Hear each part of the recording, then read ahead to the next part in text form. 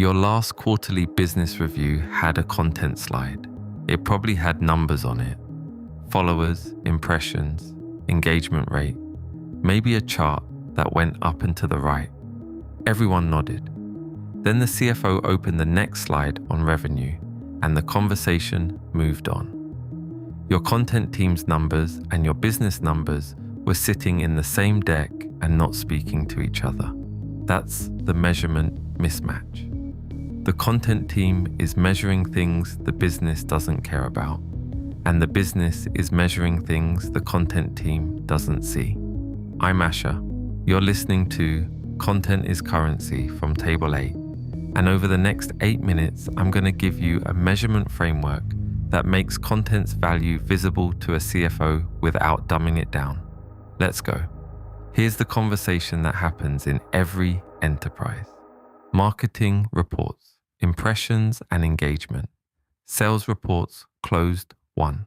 Finance reports, revenue. 3 teams, 3 dashboards, 0 overlap. The content team feels underappreciated because the work is good and the numbers are up. Sales feels unsupported because the content doesn't show up in their deals. Finance can't tell whether the content budget is investment or theatre. Nobody is wrong individually. The system is broken. So content keeps making things that hit content metrics. Sales keeps complaining about leads.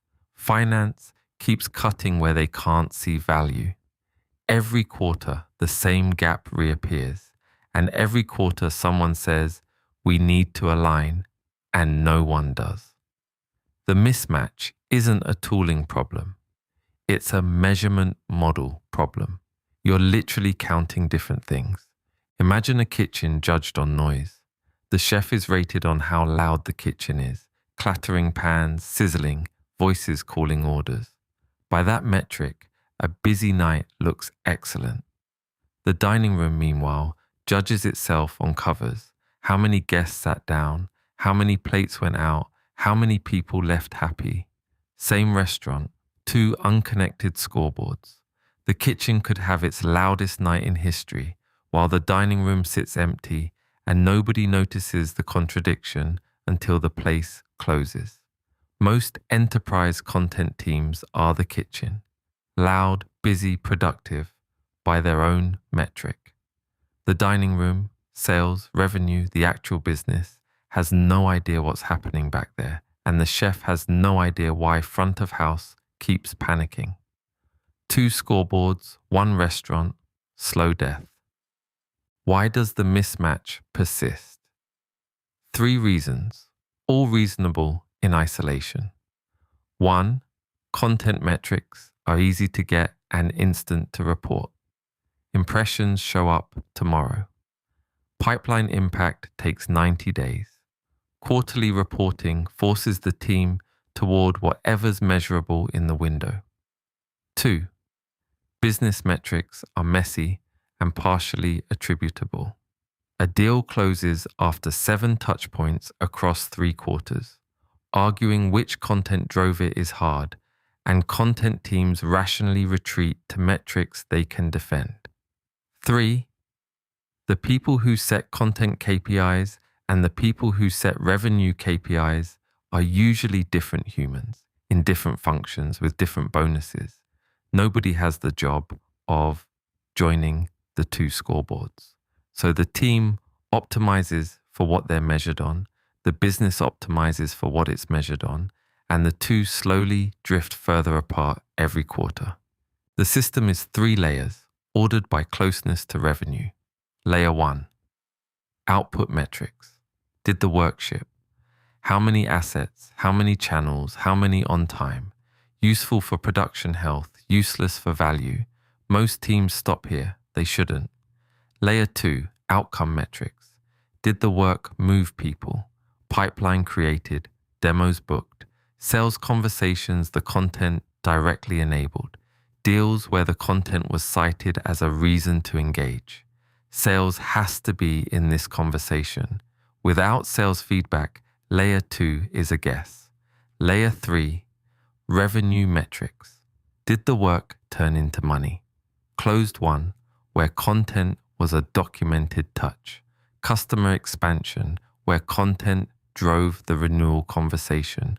Cost per acquisition by content type.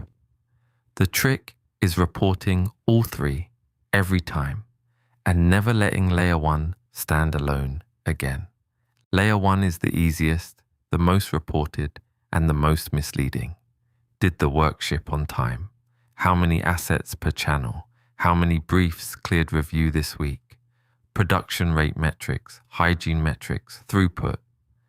The team needs these to manage itself, like a kitchen needs to know how many plates are in service. But layer one alone tells you nothing about whether the food is good or whether anyone ate.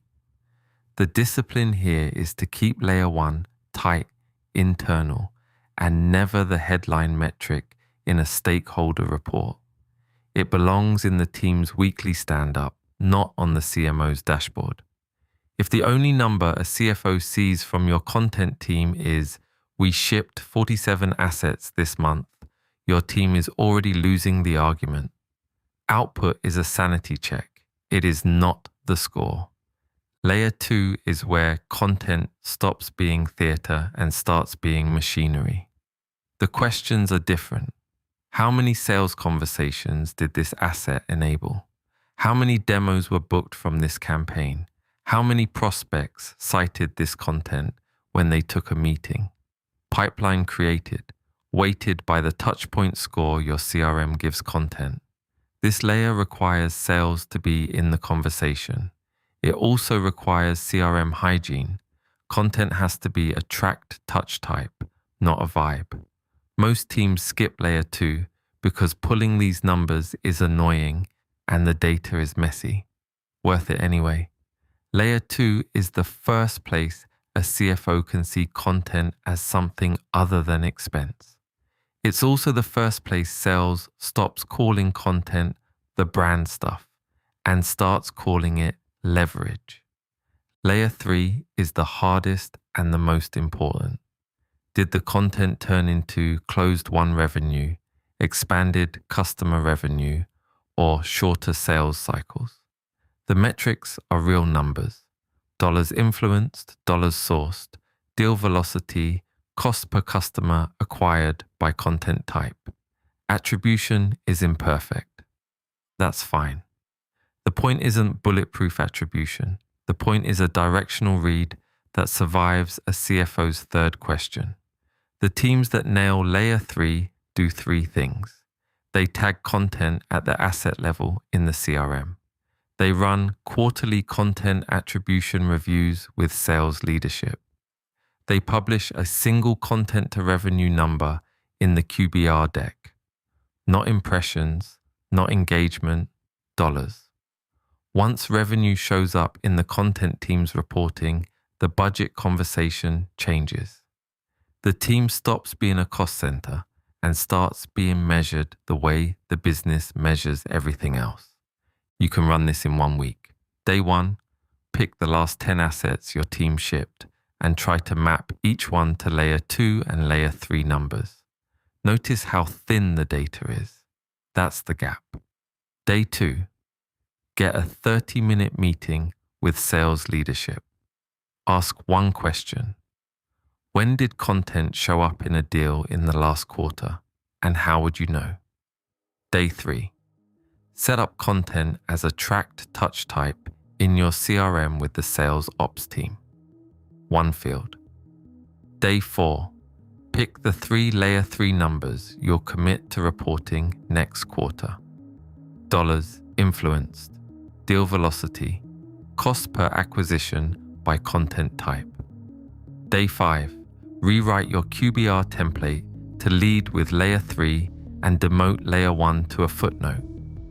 The mismatch dies the moment your team and your CFO are looking at the same scoreboard. Now, go redraw it. I'm Asher. This was Content is Currency from Table 8. We'll see you next episode.